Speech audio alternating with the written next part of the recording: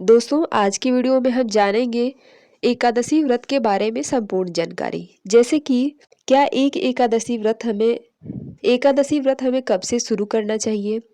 क्या एक एकादशी व्रत करने के बाद अगला करना चाहिए या नहीं करना चाहिए?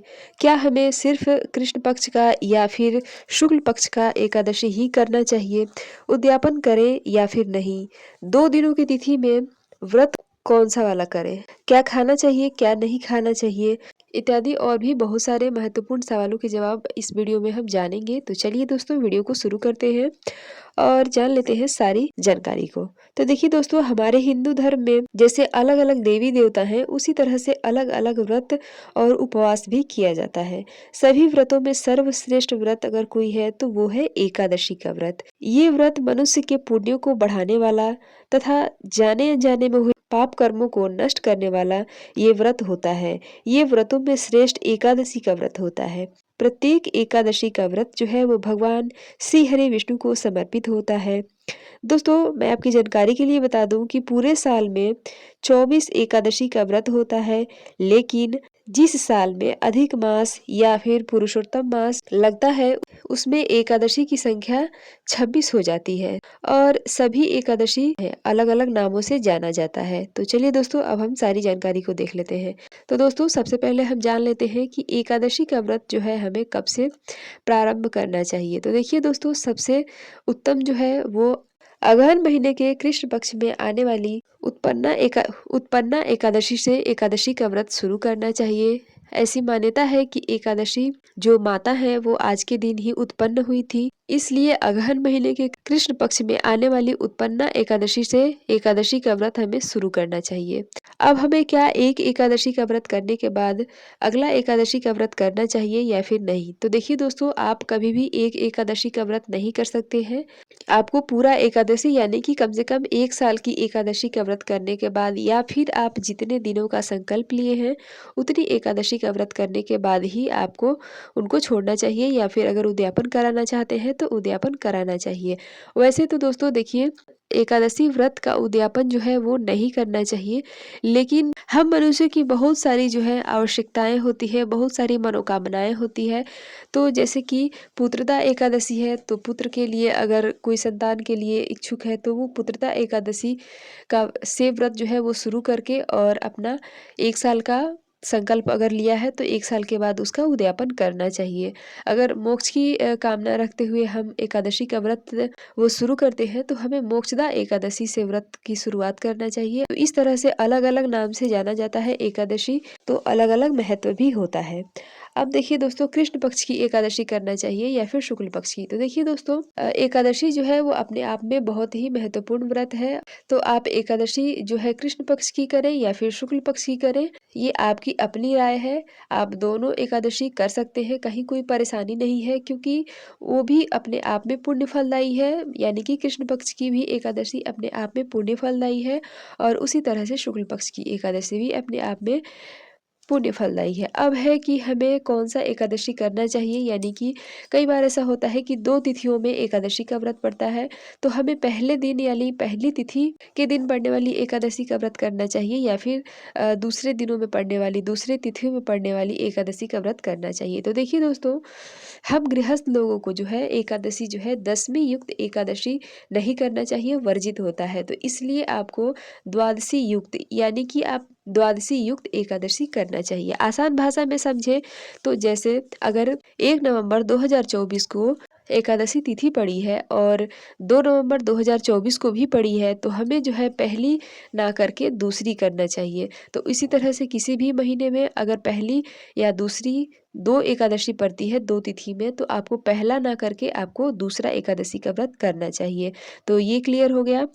अब है कि देखिए दोस्तों, एकादशी व्रत जो है उसमें 3 दिनों का जो है हमें नियम का पालन करना होता है। उससे पहले हमें अपने, अगर मान लीजिए कि कोई स्त्री है शादीशुदा और वो एकादशी व्रत धारण करना चाहती है तो उसके अपने पति की आज्ञा लेना ज़रूरी है। उसी तरह से अगर पति करना चाहते हैं तो उसी तरह से पत्नी की भी आज्ञा लेना ज़रूरी है। अगर पति या पत्नी किसी में से कोई आज्ञा नहीं देता है तो आपको व्रत नहीं करना चाहिए या फिर उसको करने की ज़िद नहीं करना चाहिए, क्योंकि अगर हम पति या फिर पत्नी की आज्ञा का उल्लंघन करते हुए इस व्रत को धारण करते हैं तो उसका फल हमें प्राप्त नहीं होता है। तो इसलिए आप जो है किसी को मना करें, जैसे कि आपके पति या पत्नी अगर आपसे पूछते हैं तो आप थोड़े सोच समझ के उसका जवाब दें। वैसे तो एकादशी का व्रत जो है वो पति पत्नी दोनों मिलके करें तो ज़्यादा पुण्य फलदायी होता है और ज़्यादा सही होता है। अब क्योंकि एकादशी का व्रत जो है वो 10वीं तिथि से ही लागू हो जाता है कि हमें 10वीं तिथि के दिन ही अपना शुद्ध सात्विक भोजन करना चाहिए और रात के समय हमें भोजन नहीं करना चाहिए, यानी कि सूर्य ढलने के बाद हमें भोजन नहीं करना है। और अगर आप जो भोजन करना ही चाहते हैं तो सूर्य ढलने से पहले कर लें, और वो भी सूर्य ढलने के पहले हमें जो भी करना है चावल जो है हमें ग्रहण नहीं करना है, चावल नहीं खाना है 10वीं तिथि के दिन। तो आप जो है 10वीं तिथि के दिन से ही अपना नियम पालन करेंगी। और एकादशी के दिन जो है और भी बहुत सारे नियम लागू हो जाते हैं, जैसे कि चाय कॉफ़ी इत्यादि नहीं लेना, शैम्पू साबुन का प्रयोग नहीं करना और दातुन से अपना दाँत साफ नहीं करना। और अगर हम दातुन से नहीं कर पाते हैं तो इससे आपको पता लग गया होगा कि जो डेली हम ब्रश यूज़ करते हैं, जो हम पेस्ट यूज़ करते हैं, हमें उसका भी यूज़ नहीं करना होता है। तो आप जो है आम के गिरे हुए पत्तों से आप जो है उसको थोड़ा-सा निचोड़ के उससे आप अपना दाँत साफ कर सकते हैं।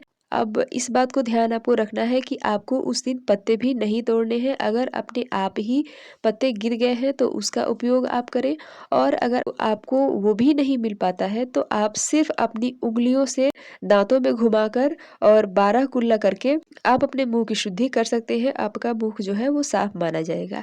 इसके बाद देखिए दोस्तों, हमें क्या खाना चाहिए क्या नहीं। तो देखिए दोस्तों, एकादशी व्रत के दिन तो वैसे निर्जला करें तो ज़्यादा सही है, लेकिन आजकल के जो पीढ़ी है, आजकल की जो मनुष्य है उन लोगों से नहीं हो पाता है, तो इसलिए आपको फलाहार करके एकादशी का व्रत करना चाहिए। अब फलाहार में हमें चाय या फिर कॉफ़ी नहीं लेना होता है। फलाहार में आप जो है फल ले सकते हैं, वो भी आपको दिन भर नहीं खाना है। आप एक समय का चुनाव कर लें और उसी समय में आपको जितना फल खाना है आप उतना खा सकते हैं। और आपको अनाज को तो मतलब बिल्कुल हाथ भी नहीं लगाना है, क्योंकि एकादशी का व्रत जो भी करता है उसको अनाज का सेवन किसी भी तरह से नहीं करना चाहिए। तो ये क्लियर हो गया। इसके बाद देखिए दोस्तों, ब्रह्मचर्य का पालन हमें विशेष और सख्ती रूप से करना है, क्योंकि हमें जो है 3 दिन का जो है व्रत होता है, तो इसमें जो है 10वीं तिथि के दिन से ही ब्रह्मचर्य का पालन हमें करना चाहिए। और 10वीं तिथि, 11स और द्वादशी के दिन भी हमें इन चीज़ों का ध्यान रखना होता है। अब पारण भी विशेष होता है। पारण जो है वो शुभ समय पे यानी कि शुभ मुहूर्त में ही करना होता है। तो आप जो है पारण में भी लहसुन प्याज नहीं खाया जाता है, आपको नहीं खा सकते हैं। आप जो है लहसुन प्याज नहीं खा सकते हैं, साथ में सरसों का तेल, मसूर की दाल इत्यादि आपको नहीं खाना होता है। आप लौकी की सब्जी और चावल खा सकते हैं घी में, मतलब घी का तड़का लगा के, या फिर आप अगर आप घी नहीं खाते हैं तो आप ऐसे ही सब्जी बनाएँ, लेकिन आपको सरसों का तेल का प्रयोग नहीं करना है। और अगला नियम ये है द्वादशी के दिन, पारण के दिन, कि हमें एक समय ही भोजन करना होता है। मतलब अपने मुँह में जो है एक बार ही अनाज खाना होता है। अगर आपने एक बार अनाज खा लिए, दोबारा से आपको भूख लगती है तो आप फल फलाहार खा सकते हैं, कहीं कोई मनाही नहीं है। लेकिन जो है अनाज आपको एक बार ही खाना होता है, यानी कि दिन भर में आप एक बार खाएँ और एक बार आप रात को खा सकते हैं।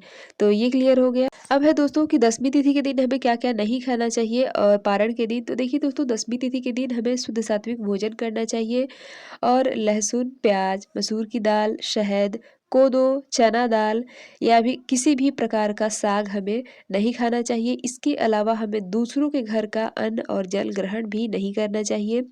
और दूसरों के घर का अन्न जल ग्रहण हमें पारण के दिन, व्रत के दिन और व्रत से 1 दिन पहले भी नहीं करना चाहिए, क्योंकि अगर हम दूसरे के घर का अनाज ग्रहण करते हैं तो वो उतने पुण्य के हिस्से की भागीदारी जो है, जो हमें अनाज ग्रहण कराता है उसका हो जाता है। तो इसलिए हमें जो है दूसरों के घर का अनाज कभी भी ग्रहण नहीं करना चाहिए। अब है कि इस व्रत का उद्यापन हमें करना चाहिए या फिर नहीं। तो देखिए दोस्तों, इसमें अलग-अलग मत है कि करना चाहिए या फिर नहीं करना चाहिए। तो देखिए, अगर जैसे कि भक्ति जो है वो निष्काम भाव से की जाती है, लेकिन हम मांगेंगे भी तो किससे? भगवान से ही तो मांगेंगे। लेकिन अगर अगर हम कोई मनोकामना है, मनोकामना पूर्ति के लिए हम एकादशी का व्रत धारण करते हैं, तो हमें उसका उद्यापन भी करना चाहिए।